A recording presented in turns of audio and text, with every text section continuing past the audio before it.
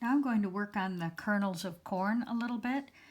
The kernels at the bottom are a little bit further worked up than the ones up at the tip.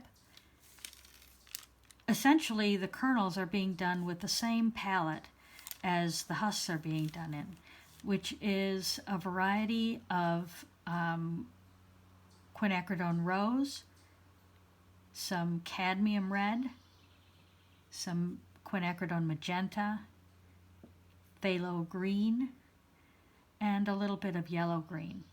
There's also some cobalt blue being added around the edges here that are currently standing out very well, and I will darken those so that the circles of shadow around each of these kernels will be not as contrasty.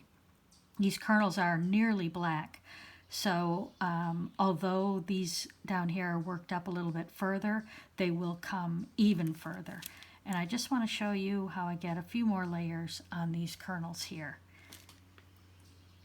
I'm going to be working with a mixture of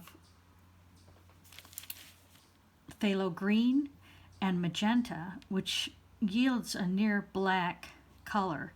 Depending on how much is green and how much is magenta, it gets blacker and blacker. It's essentially the same two colors that I've used in this area here, but with much more green and then many more layers. So I'm feathering in some of this darker tone in order to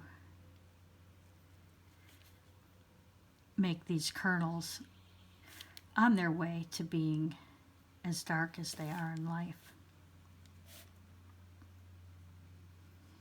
With the light coming from the upper left, the shadow on the right side of the kernel is the darkest. And I'm being guided by an original color map that I laid in here, telling me where the darkest areas are, the midtones are. A little bit of red is showing, a little bit of blue is showing, and then the color is more black violet. And I can continue to build these layers as long as I've got the brush dry enough and I'm trying to sort of soften the edges around each of these areas so that they're not hard lines.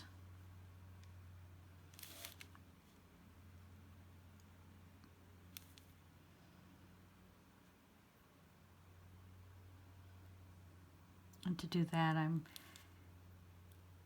feathering the color by lifting the brush at the end of the stroke.